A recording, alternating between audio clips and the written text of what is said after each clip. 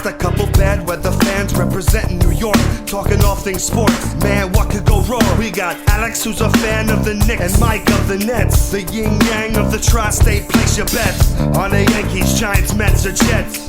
Yeah, you should listen if they're sparking your interest. If you made a vow to your team, don't break it. Bad weather fans is the relation.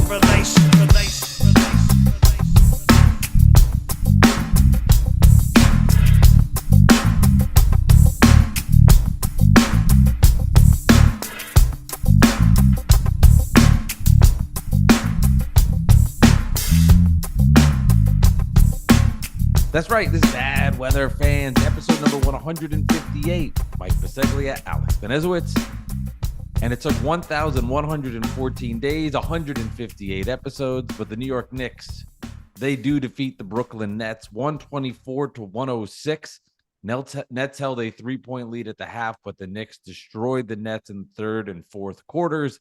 Weird game because there was no real significant run, but just wire to wire. Knicks dominate in the second half, and the Nets' domination over the Knicks officially comes to an end.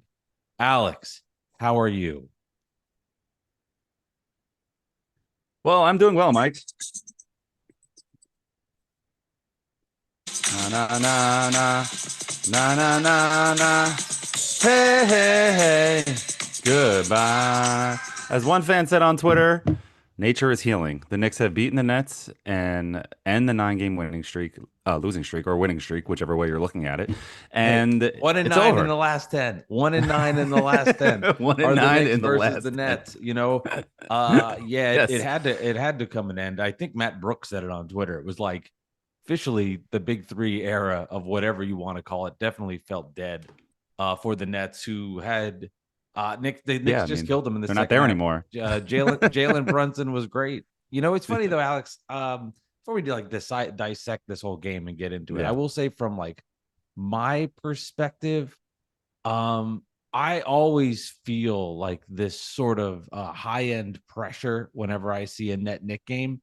Yeah, I don't know. I definitely felt a sense of relief in knowing that I think because expectations have changed in my head, I was like, if they lose to the Knicks, it's not as bad because I think the Knicks tonight coming against the team that's a lot of new faces and still trying to figure themselves out. And clearly the Knicks have the best player in the city now in Jalen Brunson.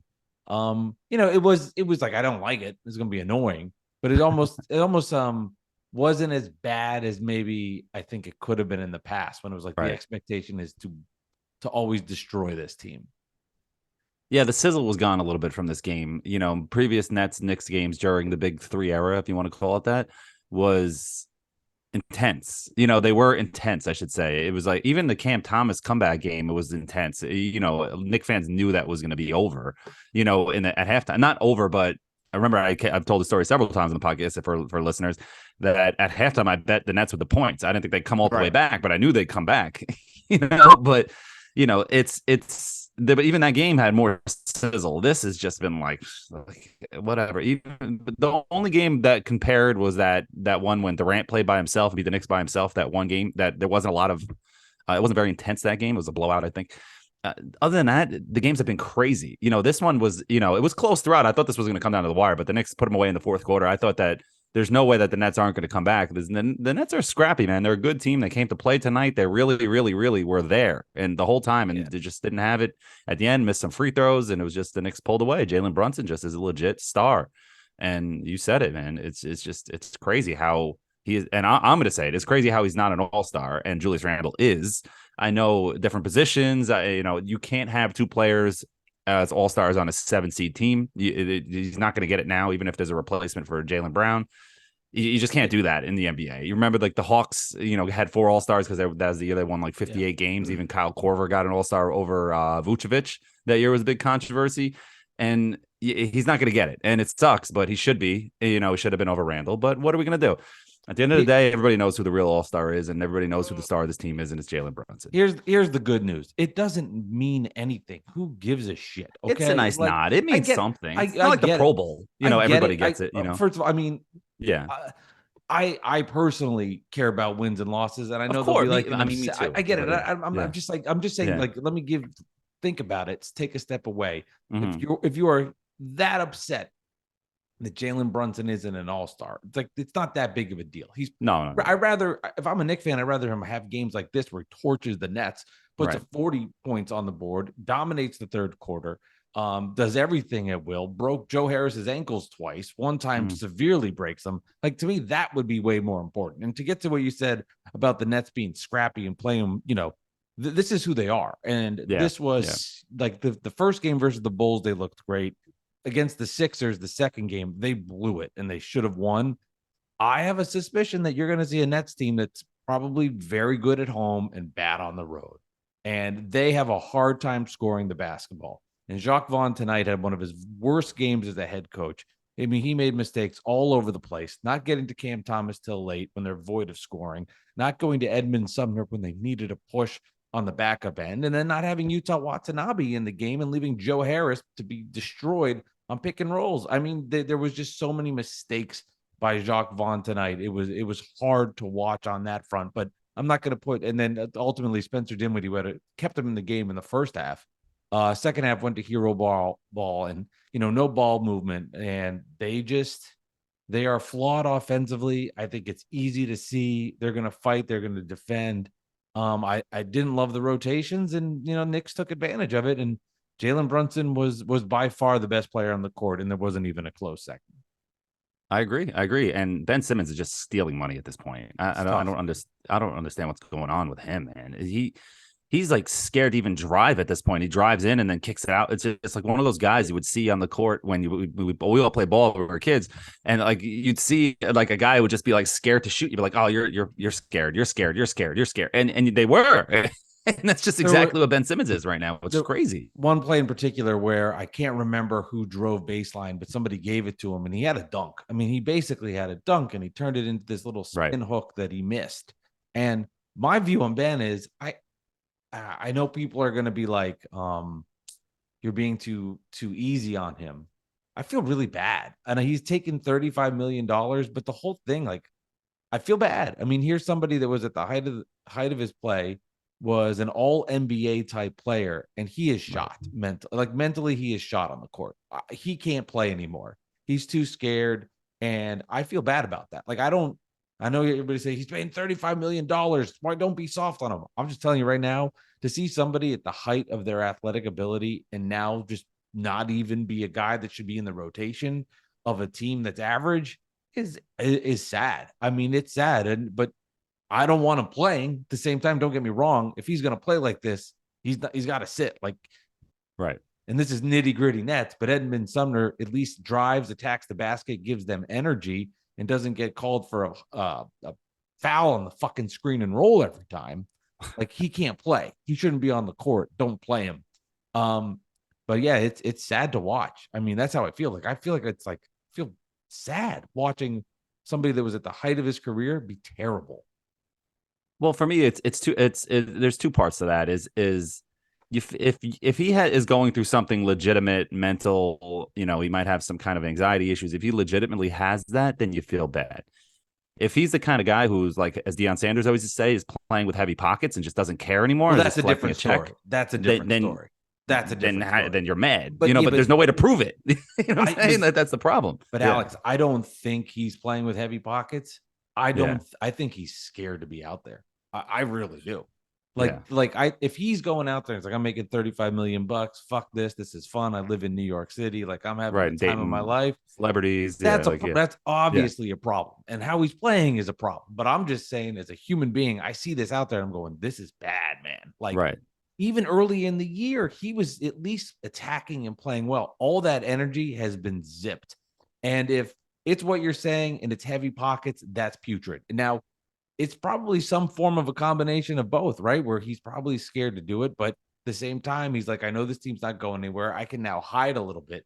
No one's going to care about Ben Simmons in the Nets now. He's in the best scenario for that part of it. Like with Kyrie and Durant gone, as this season continues and ESPNs of the world, no one's going to even be talking about the Nets nationally anymore. He's just going to get to hide there and nobody's going to even notice it.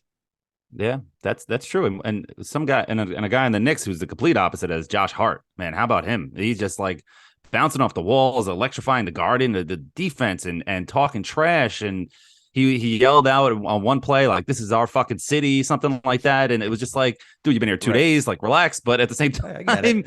I love it, man. I love it. Sure. And he's just the kind of guy that you want on your squad. And you know, I don't like that he's wearing number 3. I still think that Starks should be in the rafters. That's another conversation.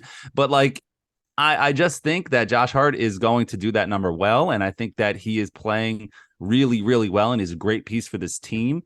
I still don't agree with some of the moves that the Knicks have made and how they botched the Cam Reddish situation. But Josh Hart is here now, and he's going to play, and he's going to play a lot. And a main point of topic for Knicks fans right now is RJ Barrett also. And he just was awful. He was a big goose egg all across the board in the first half, man. It was not one of his best nights. No, he was scared to shoot, or bad shot selection, tentative, turn the ball over. You could see him getting frustrated at the very end, towards the end of the game, when him and Royce O'Neal were getting at it, and then there was the offensive foul on him, and I think after that he was done. And you know, if the Knicks don't sign Jalen Brunson, this team is in a very different situation, and there's a lot more squared on him, but it's not nearly as bad as Ben. Don't get me wrong. It's not even close. It's not. He's averaging 20 a game. Yeah. RJ Barrett can play. Ben Simmons can't play basketball. He's cooked. Right. He's done. Yeah. Like, Ben Simmons shouldn't be on the basketball court. If Yeah. this is the effort and this is the output you're going to get from Ben Simmons, he shouldn't be on the basketball court. He's John Wall. He's John Wall. Yeah. Yeah. He is the worst contract in sports. Which you could make some argument. I'm in the 4 major whatever. Sports. I don't know hockey well enough, but top 3. Yeah. In any sport. Yeah. Yeah, it's crazy. Now it's go ahead. No, I was just gonna say, but there's definitely something where, at least for me tonight, watching RJ Barrett, it was he didn't have it. No, he didn't. And it just, be careful, Knicks fans. Don't be such a prisoner of the moment here. Josh Hart looks great, but this guy averages under 10 points a game for his career, and he's in his 7th season. He's a very good piece, but let's take it easy. He shouldn't start over RJ Barrett. You have to keep throwing RJ out there and seeing how he can develop. Keep throwing Quentin Grimes out there and see how they develop. Because if you're going to bench one of those guys, then what? And just so you can get the 6th seed, what are we doing here? Then it's just, we have a bigger problem overall. Like, what is our goal? Or is our goal to get in the playoffs and get out of the play-in, or is our goal to develop players and get to long term? That's the purgatory state that the Knicks have been in. And yeah, if you want to bench Grimes and have him come off the bench, I can see that, and put Hart in the starting lineup. And then, but you can't derail RJ Barrett. He looks frustrated already with his role. He looks frustrated with the team. He knows he's an outsider with the inside circle right now. There's a lot there in this team. He's the 3rd option. When he gets the ball, he tries to do hero ball because he doesn't get a lot of opportunities. He does take a lot of shots, but he's not in the flow of the offense like he was in the second half of last year when I was calling him a star because he was playing like one. Right now, he's just not even in the conversation. Yeah, I wouldn't take him out of the starting lineup, but at the same time, you make a deal for a guy like Hart who brings energy. He can shoot, play defense. He clearly is going to get it. What he reminds me of? It's just like, it's like Alec Burke on steroids with his ability to make shots, energize, like get to the hoop. He looks like a great addition for the Knicks. And I said this to you, he made that play when he got the crowd juiced up, but it did feel like the Garden tonight just was dead. Like, it didn't feel like it had any kind of juice to it. I don't know. It's something about it. It just seemed quiet. Hey, listen, it's the day after the Super Bowl and the day before Valentine's Day. I set you up, man. I set you up. You did. No, but it is kind of true. If you were out on the Super Bowl, why would you go to the Knicks game the next day? There's a lot of people that probably said no to that. We're not doing this conversation, but I will say, how fast does a year go that we were just having that conversation, and just where we were going into the All-Star break? Do you remember who the Nets lost to after that we had that conversation? Because they beat the Knicks, then they played another team and lost. Do you know who that was? It was the Wizards. Pacers. Oh, Washington, kind of close. Yeah, close. I was guessing. Kind of random Eastern Conference team. Yeah, man. But frustrating. Just weird to sit here and see you after the Knicks beat the Nets. I've never seen it. It's not the same. I wanted a win during the other era. I know this is great and it's over. It does definitely means less. it's over. But the Knicks are supposed to win this game. You know what I mean? They're favored. They're supposed to win this game because the Nets aren't as good as the Knicks, but the Knicks aren't that good to begin with. So it just is what it is. It's going to be a weird end of the season. We'll see how it goes. But again, I just want to warn Knicks fans, like, Josh Hart is good, but he's not scoring 20 points a game. You know what I mean? He's going to bring it on defense. He's going to crash the boards. He's a great rebounder for a guard, but he is who he is. Like, let's chill a little bit. That's all I'm saying. I'm excited. Be excited, though. Be excited. Are the Knicks better than the Nets, do you think? Like, just team? I think it's close to even, man. I honestly really think the Knicks have the better player. So you're going to give them I would give them the nod. But that's something we can talk about on a later episode, I would say. But, I think that you do have to give the Nets a little bit of time to gel. I mean, they literally have a full new roster. So, I mean, that is something like, and you're seeing the break, they're going to work out and practice. And I'm sure. I would say, I mean, I would definitely take the Knicks over the Nets now. And I think it's not even a question because exactly. I definitely would because of the chemistry, because of the continuity. Mm-hmm. And because Jalen Brunson's playing at an extremely high level right now, right. It's definitely going to be interesting to see how this thing comes down in the stretch. I mean, the Nets are 2 up. They're going to be fighting for these spots. It's going to be very close. This was a big game on that regard, right? The Nets are trying to separate themselves, make some distance, and move up in the standings to stay there. I'll say this, and I mean this. I do think the Knicks would give the Cavs a run for their money in the first round. I don't think they have any chance versus the Celtics, Bucks, or Sixers. I do think they would make a first round series with the Cavs interesting. I do. I disagree. I think when it comes down to a series like that, if Brunson plays like this, then yeah, I guess. But and he's played well in the playoffs as well. But this is the kind of game you're getting from Donovan Mitchell. That's what that was. Yeah. But the Cavs are just a better team all around. You know what I mean? And they just are top to bottom a better team. With Garland and Mobley and all these guys and they have won 7 straight. And Allen, you know what I mean? I don't know about that. I don't know if the Knicks are winning a round if they get to the first round. I'm not saying they would. I'm just saying I think they would. I think they would make the Cavs. It would be a very it would go 6. I think it would. Yeah, I do. I don't think it would just be like the Knicks are happy to be here. I think they would have to sweat it out. Absolutely. Okay. Absolutely. Absolutely. I think I mean, to definitely me, don't want that. I can't handle losing to Donovan Mitchell in the first round. That would drive me crazy, dude. That would drive me absolutely nuts. I wouldn't be able to handle that. It's so weird is like the Nets right now are going to be 33-24 or whatever. And they're still the 5 seed and there's not that many games left. But I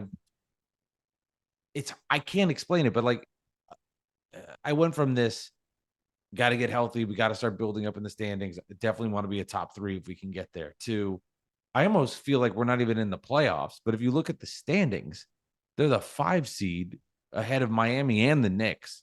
And they're still starting to come together. So it's maybe because it's like losing to the Knicks is so annoying. I don't care if it's been 27 years. I never want to lose to that clown franchise. The Mecca, especially. But it's just weird to be like, I guess they'd be the 5 seed right now. It's just odd. It's insane. It's just the wacky up and down season. And then you lose just KD wait until Kyrie. Wait until after the break when Kevin Durant comes back and he's wearing that Suns uniform. That's going to drive you crazy, man. And I do want a Suns Mavs first round because then at least one of them has to be gone, right? Like if they're in separate rounds, you could lose both at once, right.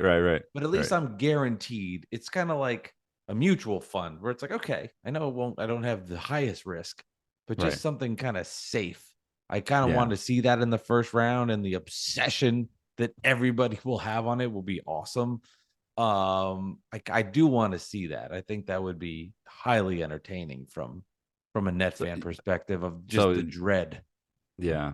I would say your dream would be the Suns and Mavs go out in the first round and the Nets beat the Sixers in the first round and knock Harden out. I would love, like my dream. This is my dream season right now. That'd be a championship for you. Is the Nets can get into the playoffs and beat the Sixers.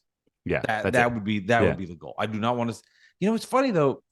I feel more okay with this net team playing the Celtics because they have length. They can defend. Okay. That net team, dude, they could not come close to Boston. I think this version of the Nets might actually be better equipped to play the Celtics, not beat them, but play them, because Kyrie was toast versus Marcus Smart.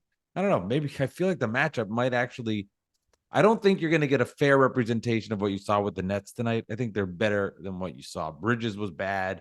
Dinwiddie was bad. I think they're better than what you saw tonight. But they have glaring problems. Let's say you're playing NBA 2K. They have a bunch of guys that are like 75 to 82 ratings. Like, a bunch of guys that are just like in that mesh, maybe 85. I'm just like, I don't know what their ratings are, but I'm just saying like 75 to 82 to 85. Like nobody's in the 90s. Nobody's like, pushing 100. Nobody's like 99, I should say. Nobody's that high, but there are a bunch of guys that are just right in the middle. It's kind of like the Knicks the first year when they got Randall after the 2019-20 year. After or the 2021, right? When they got Durant and all that, it was 2020, right? I can't remember. 19, right? Whatever year it was. The first year that the Nets signed Durant and Kyrie and the Knicks signed Randall. That year, the Knicks just had a bunch of average guys. And then the next year they get Randall took a step, whatever. Everybody knows the story. Yeah. But that's what they feel like to me right now, just a bunch of guys that are like right in the middle, and they have a good coach, and we'll see what happens. They'll have, like I said, they'll have the All-Star break to work on everything and practice, and we'll see what they are in the second half. They have some guys. It definitely felt like it was you definitely think it. I guess I can always say you could never beat Kevin Durant, but you've now beaten Ben Simmons. Yeah, wow, I didn't realize that. Finally beat Ben Simmons. Beat him too. Yeah, he was great. He was fantastic. It's just so crazy. He's 6'10", man. Like, just dunk it, dude. He's toast. He's cooked. I'm telling you, there is something going on where he can't play anymore. He's gone. Yeah, or he doesn't care. Either one, whatever it is. Yeah, we don't know. Man, I never. I would say I thought of it like that, but he's been. Wouldn't be the first guy that just got the money and said, "Fuck this." And if you're listening to Bad Weather fans and you're screaming at me, "Hey, Biseglia, he doesn't give a shit. He's not trying." There's probably some to that, but I let me put it this way: I think he's given up trying because he's just too scared, and it's the easy route. Like, if you're confident, you try. I think he's so lost that he doesn't even want to do it anymore, and that's why he's done. Yeah. He's so out there in confident level that it's easier just to coast. Yeah, the Nets need to look at the stretch provision then. If they're going to be stuck with this guy for another couple of years, you might as well, cut it down and pay it off over time and not have such a bad cap hit. Because if they're stuck with this guy who's going to give you zero and you're paying him $35 million a year, you got to stretch him out, man, and Josh Smith him. You know what I mean? Get him out of here. Because you're just going to wasting a roster spot, and it's Knicks did it with Joakim Noah, and just sometimes you just got to do that just to get him out of there. But you're in the early stages of this, Alex. This is fresh. Yeah. Like I understand what you're saying. Like, let's just do it tomorrow. But not tomorrow. You're gonna have to. You have to ride out the year. Like, you have to ride out the year and see what does it next year. What does it matter? But if you get into next season and this shit's still happening, it's over. Goodbye. Yeah, you have. He's untradeable. He's untradeable now. Untradeable. Like, I mean this. I would love to deal him for Evan Fournier, and that is not a joke. I believe it. I believe it. At least Fournier will come in and hit some threes every now and then. Something. At least give you something. But and it's less years on the deal or whatever. If it's close, I would do that in a second and definitely not even think twice about it.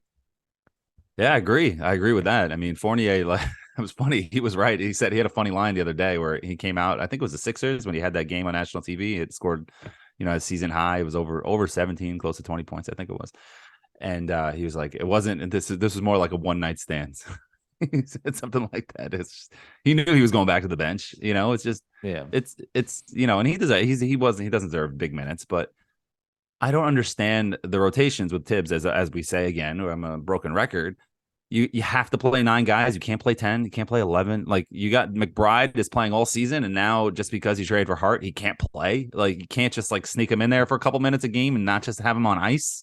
I just don't understand what's going on here. And when Mitchell Robinson comes back, then we're never going to see Sims again. It's just, I don't understand why we have to have this 9-man rotation. And at some point he's going to burn him out. And that's another reason why I think in the playoffs, they're just going to get smacked in the face when other teams play hard. Just like them, and just bring it back. It's one of those seasons where, like, like those Hawks teams where they would just go really hard. The Al Horford Hawks teams and Budenholzer Hawks teams where they would go so hard in the regular season, then they get to the playoffs, they'd fizzle out because everybody else was starting to play hard. Like, oh, you took the regular season so seriously, your wins look great, but nobody was taking you seriously in the playoffs. Like the Hawks, okay, buddy. So that's what it's gonna be. Same thing. Yeah, no, Less wins, yeah. I mean, Thibs definitely is stubborn, and there's no doubt that he's definitely fickle in his rotations, but you can't deny that the team's 32-27. They're winning basketball games, and they're hanging around. They're hanging around. They're not the Raptors. They're not Washington. That's true. That is true. They're winning basketball games, and they're there at a place where, this is. I would probably, will be interesting to see who has a better season, the Nets or the Knicks. It will be very close. It's going to be very, very close. Yeah. There's no doubt. I mean, the Nets have a couple of games advantage. There's 20-something games left. It's going to be very interesting to see, how these things fall, how this ends up. And, tonight definitely felt like the official end of the Kevin Durant era. Like there was a little buzz for me and excitement in the first couple games. Definitely that Sixer game, which that Sixer loss stings 1,000 times more than this one. Like 1,000 times more. Why is that? You're up because of the way it happened. You're up 10 in the fourth quarter. They got hosed on a couple calls. They're up 3 with 40 seconds left. And it was just like they missed a little bunny to win. Then Dinwiddie hits the shot at the end to tie it, but it's 0.1 late.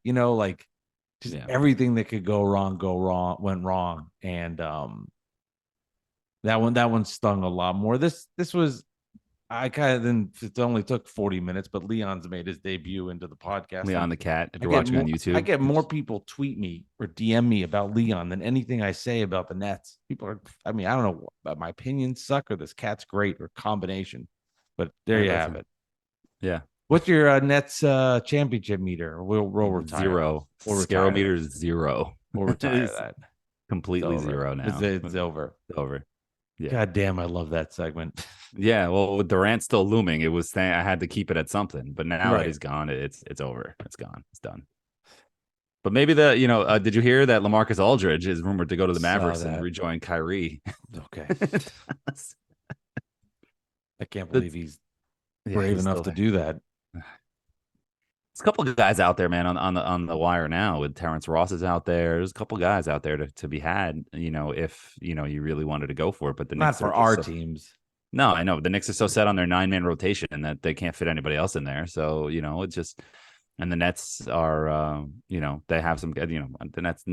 Also, you're a buyout candidate. You get bought out by like the Orlando Magic. You're not going to go to the Nets. You're going to go to like the Bucks. Well, you're going to go to like the Suns. Yeah, exactly. Yeah. That was before when LaMarcus Aldridge, Blake Griffin. These were the guys they signed at that spot when Blake had a little bit left in the tank. LaMarcus had a little bit left in the tank. No, the Nets were one of those teams. They are definitely not. They are now developing. They are in full development mode. The Knicks with the 54-win year. That's when they got Kenyon Martin on the buyout. So that was pretty cool. Did they really get him on the buyout? I didn't know that. I think they did. Yeah, I think it was. And they had him, and then so Jason Kidd and Kenyon Martin on the Knicks. That was fun. Yeah, that was fun. Great.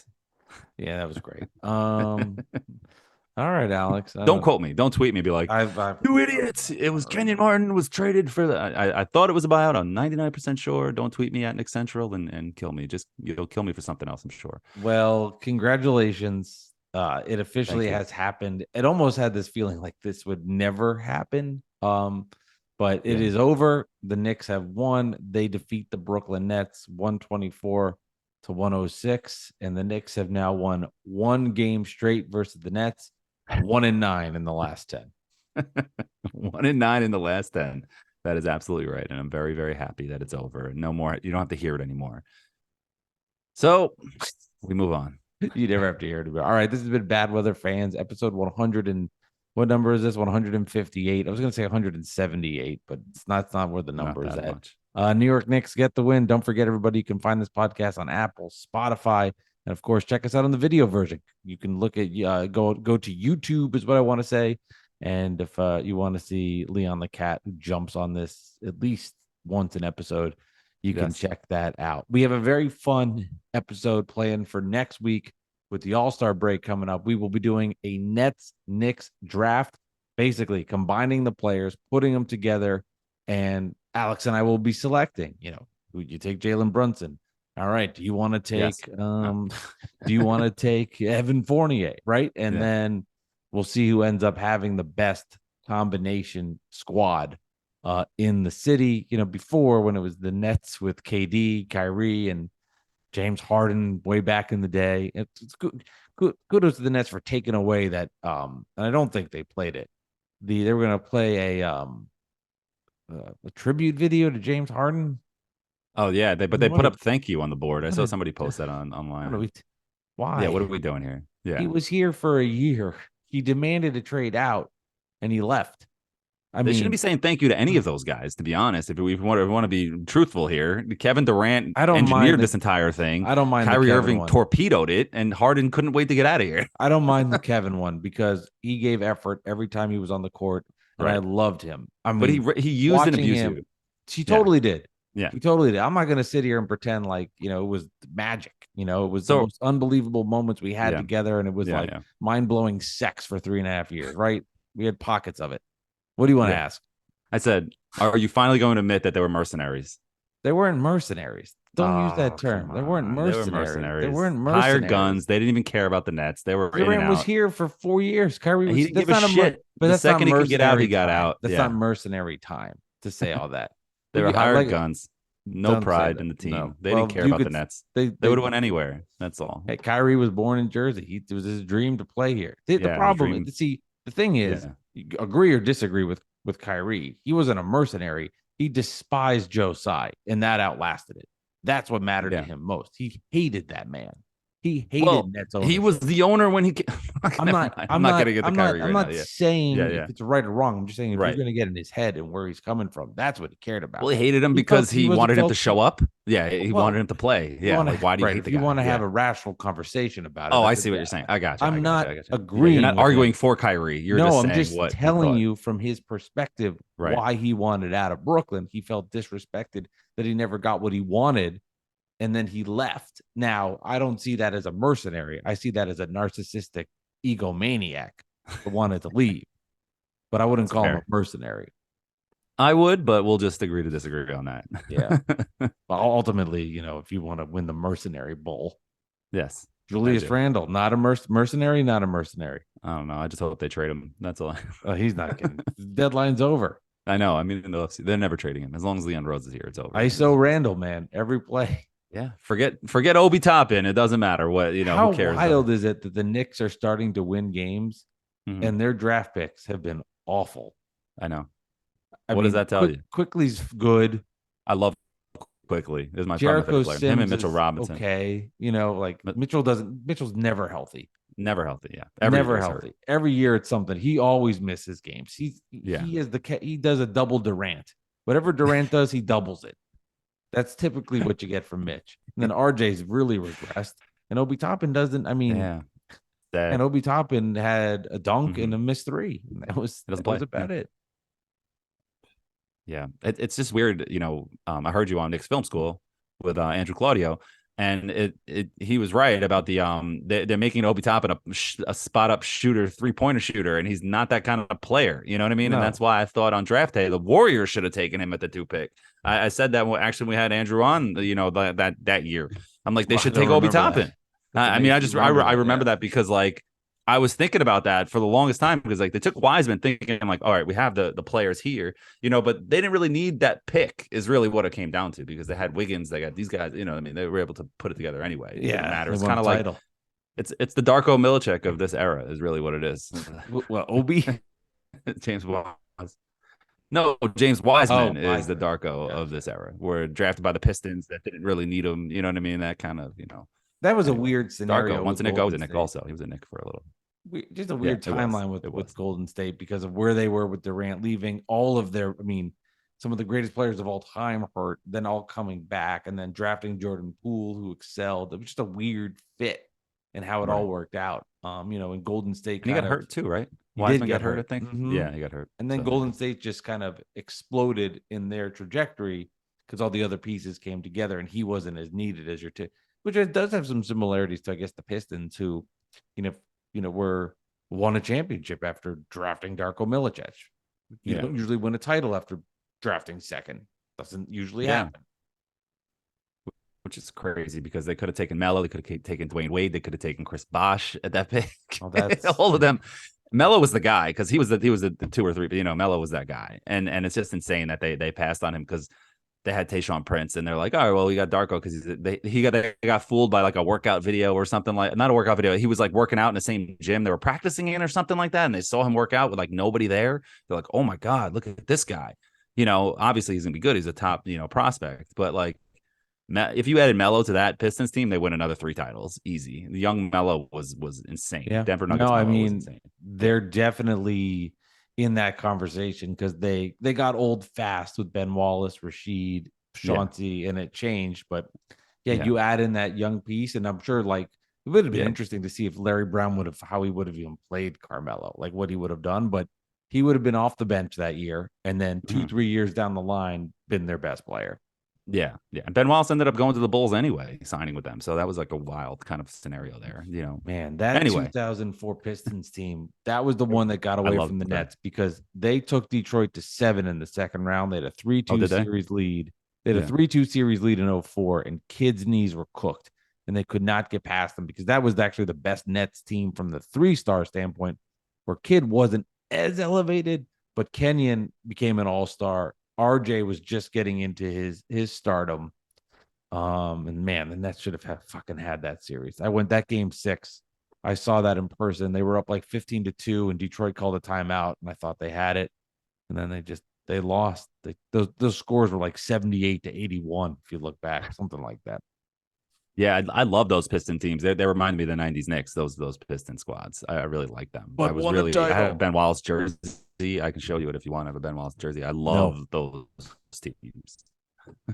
Don't need to see it. It's like the red one when they had the red throwback Pistons ones. It says like Detroit on it. Those are the fire jerseys. But I don't wear jerseys anymore. But only the games. So I'm not wearing a Pistons jersey to a Knicks game.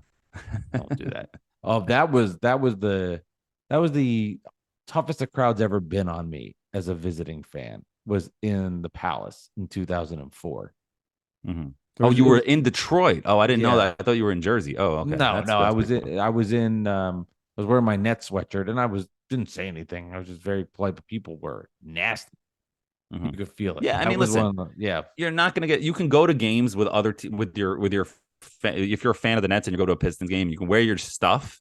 Just be respectful and know your role. You're gonna get heckled. You're gonna get screamed at. Just be respectful, cheer, but don't taunt. You know what I'm saying? Like, that's it. I'm not doing that. But that's why you didn't get into a fight. You know what I'm saying? Like, people are always like, I'm not going to go to a game because I'm going to get into a fight. Something like, you just got to know your role, man. You just got to know, like, you're the visitor. You're going to get heckled. You're going to the game knowing that, and you'll be fine. And that's one, too, which was nice. It was a regular season game. Didn't matter in the long run. And there's Leon. There's Leon. And then, all right, we'll wrap it up. Leon, you can stay here for the close. This has been Bad Weather Fans, episode number 158. Mike and Alex, don't forget to join us next episode where we will be doing our Knicks Nets draft, which will be a lot of fun. Check this out on YouTube. And Alex, congratulations. You beat the Nets. You did it. Yo, Adrian, I did it. See you, everybody. We did it.